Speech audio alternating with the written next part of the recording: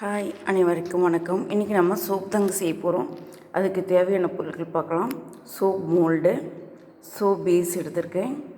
நான் வந்து இன்றைக்கி 2 வகையான சோப்புங்கன்னா 2 வகையான திருப்பி வச்சுருக்கேன், பிரித்து வச்சுருக்கேன். இது வந்து 200 கிராம் சோப் பேஸ், இது வந்து 100 கிராம் சோப் பேஸ். இதில் வந்து 100 கிராம் வேப்பந்தழை மட்டும் அரைச்சி சாறு எடுத்து வச்சுருக்கேன். இது ரோஸ் பெட்டல்ஸும் எலுமிச்சம்பழத்தூள் ஒரு 2 பீஸ் மட்டும் போட்டு அரைச்சி வச்சுருக்கிறேன். ஸோ இதுக்கு இதுன்னு வச்சுருக்கேன். வாங்க எப்படி செய்கிறேன்னு பார்க்கலாம். நான் இப்போ கரண்ட் அடுப்பில் தாங்க செய்கிறேன். டபுள் பாட் மெத்தடில் செய்ய போகிறேன். இப்போ இது பார்த்திங்கன்னா சோப் பேஸ். என்ன சோப் பேஸ்னால் கோட் மில்க் சோப் பேஸ். இப்போ வந்து நான் குட்டி குட்டியாக வந்து கட் பண்ணி வச்சுருக்கிறேங்க. இப்போ அந்த 200 கிராம் எடுத்தோடனே அதுதான் இப்போ போட்டிருக்கேன். இது வந்து கொஞ்சம் கொஞ்சமாக மெதுவாக மெல்ட் ஆகட்டும், நான் உங்களுக்கு காட்டுறேன். இப்போ பார்த்திங்கன்னா இது கொஞ்சம் கொஞ்சமாக மெல்ட் ஆகிட்டுருக்கு. இது வந்து நம்ம இப்படி கொஞ்சம் கொஞ்சமாக மிக்ஸ் பண்ணி விட்டுக்கிட்டே இருக்கணும். இது வந்து கிளறி விட்டுக்கிட்டே இருக்கணும். இல்லைனாக்கா கொஞ்சம் அடியில் போய் அப்படியே உட்காந்த மாதிரி இருக்கும். மெதுவாக தான் மெல்ட் ஆகும். பாருங்கள், ஒரே நிமிஷம் தான் வச்சேன். அதுக்குள்ளே பாருங்கள் எவ்வளோ சீக்கிரம் மெல்ட் ஆகிடுச்சுன்ட்டு. சீக்கிரமாக மெல்ட் ஆகிடும். இப்போது 200 கிராம் சோப் பேஸ் வந்து கரைஞ்சிருச்சுங்க. இப்போ நம்ம 100 கிராம் அளவுக்கு இருக்கக்கூடிய அந்த வேப்பந்தழை ஜூஸ், வேப்பந்தழை அரைச்சி வடிச்சுக்கணும். ஒவ்வொரு மெத்தடும் சொல்கிறேன், நீங்கள் நல்லா கவனமாக நீங்கள் கேட்கணும். நல்லா மிக்ஸ் பண்ணி விட்டுக்கிட்டே இருக்கணும். நான் வந்து அந்த ஜூஸ் ஊற்றுறதுனால நான் வந்து ஆஃப் பண்ணி வச்சுருந்தேன்.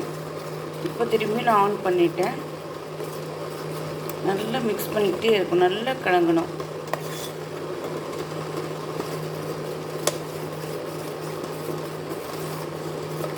ஜஸ்ட் ஒரு 5 நிமிஷத்துக்கு இந்த மாதிரி ஹையில் வச்சு நீங்கள் இந்த மாதிரி மிக்ஸ் பண்ணி விட்டுக்கோங்க. 5 நிமிஷம் கழிச்சு அடுப்பு ஆஃப் பண்ணிக்கலாம். நான் அடுப்பு ஆஃப் பண்ணிடுறேன். இப்போ இது வந்து நான் ஃபேன் போட்டிருக்கேன். இது ஓரளவுக்கு ஆறட்டும். ஆறினதுக்கப்புறம் தான் நம்ம இது வந்து மோல்டில் ஊற்றணும். இப்போ மோல்டில் வந்து நான் வந்து எண்ணெய் பூசி வச்சுருக்கிறேன். உங்களுக்கு தெரியும்னு நினைக்கிறேன். எண்ணெய் பூசி வச்சுருக்கிறேன். இது வந்து இது வந்து நல்லா ஆறட்டும். ஆறினதுக்கப்புறம் ஊற்றிக்கலாம். சூடாக இருக்கிறப்ப ஊற்றக்கூடாது. கலர் பாருங்கள் எவ்வளோ நல்லா இருக்குது. இப்போ பார்த்திங்கன்னா ஓரளவுக்கு ஆறிடுச்சு. இப்போ இதை ஊற்றிக்கலாம். இப்போ வந்து இந்த 2ல் ஊற்றிக்க போகிறேன். ஏன்னா அடுத்தது செய்கிறப்ப இதில் ஊற்றிக்கலாம். இந்த 2 ஊற்றின போக மீதி இருந்து இதில் ஊற்றிக்கலாம். எதுலேயும் எண்ணெய் தடவி வச்சுருக்கேன். வாங்க இதில் ஊற்றிக்கலாம்.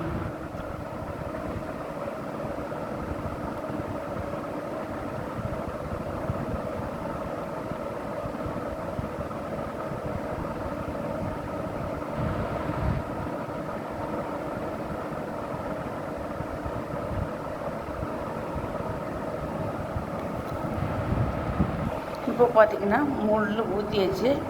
ரொம்ப ஆற விடாதுங்க. ரொம்ப ஆற விட்டுட்டிங்க அப்படின்னாக்க ஊற்றுறப்போ கொஞ்சம் கெட்டியாயிடும்.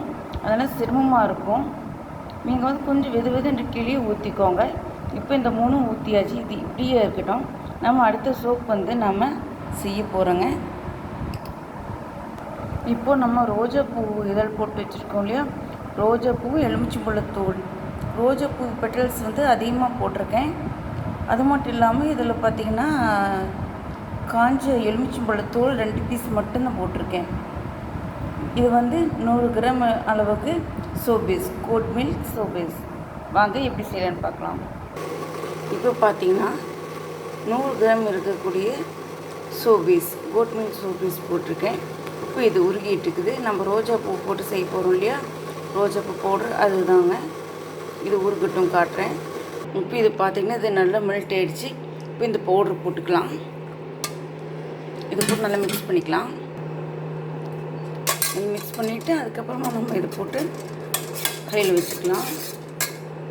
மிக்ஸ் பண்ணதுமே நல்லா திக்காகிடுச்சுங்க. இது எடுத்துடலாம் நம்ம.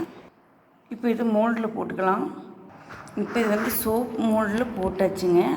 இது வந்து நம்ம பவுட்ரு போட்டு மிக்ஸ் பண்ணதுமே கெட்டி ஆகிடுச்சு. அதனால கொதிக்க வைக்க வேணாமா, நான் அந்த சூட்லேயே போட்டு மிக்ஸ் பண்ணி போட்டு வச்சுருக்குறேங்க. இது ரெடி ஆகட்டும். ரெடி ஆனதுமே நம்ம எடுத்து பார்க்கலாம். ரெடி ஆகிறதுக்கு எப்படி 1 ஹவர் ஆகும். இது ஃபுல்லாக ஆறணும் இல்லையா, அதனால் இப்படி விட்டுறலான்ட்டு இருக்கேன். இது நல்லா ஆறட்டும்.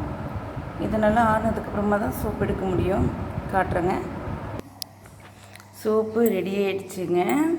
இப்போ பார்த்தீங்க, ஏன் இந்த மாதிரி இருக்குது நீங்கள் கேட்கலாம். இப்படியானது காரணம் என்ன, டேபிள் மேலே தான், டைனிங் டேபிள் மேலே வச்சுருக்கேன். டைனிங் டேபிள் வந்து துடைக்கிறதுக்காக இதை வந்து இப்படி சூடாக்கி இப்படி தள்ளுனேன். அதனால் வந்து இப்படி தூக்கி இப்படி வைக்கிறப்போ இதெல்லாம் வந்து இப்படி ஆகும். இப்படி ஆகிறப்ப என்ன ஆகுன்னு இந்த மாதிரி ஆகிடுச்சு. வேறு ஒன்றும் இல்லை. சரி வாங்க இது எடுக்கலாம்.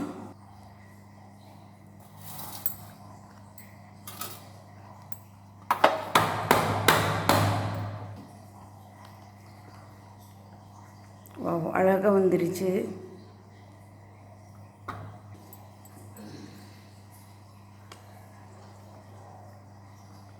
வேப்பந்தழை சோப் ரெடி ஆயிடுச்சு. இப்போ ரோஜாப்பூ சோப். இதுவும் பாருங்க எவ்வளோ நல்லா வந்திருக்குன்ட்டு. இப்போ எல்லாமே ரெடி ஆகிடுச்சுங்க. எப்படி இருக்குன்னு ட்ரை பண்ணி பார்க்கலாம். ரோஸ் பெட்டல்ஸ் வச்சு செஞ்சோலி இது போட்டு யூஸ் பண்ணி பார்க்கலாம். இது வந்து யூஸ் பண்ணுறதுக்கு 3 days ஆகும் ரெடி யூஸ் பண்ணுறதுக்கு. இப்போ இதே மாதிரி நாங்கள் இன்னொன்று செஞ்சுருக்கோம். நம்ம அதை போட்டு நான் யூஸ் பண்ணி காட்டுறேங்க. இப்போது கை கழுவிக்கலாம். சோப் போட்டு தேய்ச்சிக்கலாம். பாருங்கள் எப்படி நுர வருதுன்னு மட்டும் பாருங்கள்.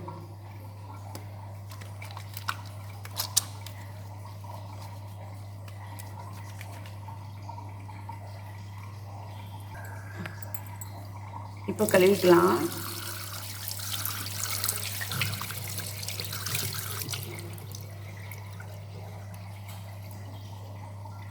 பாருங்கள் நல்லா இருக்கு பாருங்கள். இப்போது வேப்பந்தழை சோப்புங்க. இப்போ இதுக்கு இப்படி நுர வருது பார்த்தீங்களா.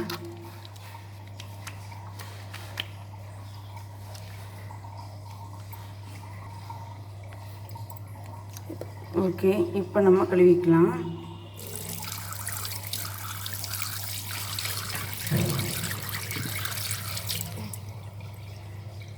பாருங்கள் எவ்வளோ நல்லா இருக்குது.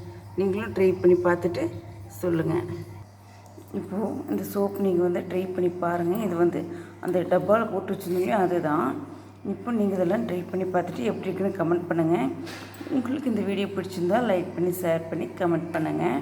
உங்களுக்கு இந்த மாதிரி வீடியோ வேணால் நம்ம பேஜை ஃபாலோ பண்ணிக்கோங்க. நம்ம சங்ககிரி வேனிஸ் கிச்சனை சப்ஸ்கிரைப் பண்ணி ஒரு ஆளுங்கிற பட்டனை தட்டி விட்டுட்டு ஒரு லைக் பண்ணிட்டு போயிடுங்க. இது மட்டும் இல்லைங்க, இந்த மாதிரி வேறு ஏதாவது சோப்பில் உங்களுக்கு வேறு ஏதாவது சோப் வேணுன்னா சொல்லுங்கள். நான் வந்து உங்களுக்கு வீடியோவை போட்டு காட்டுறேங்க.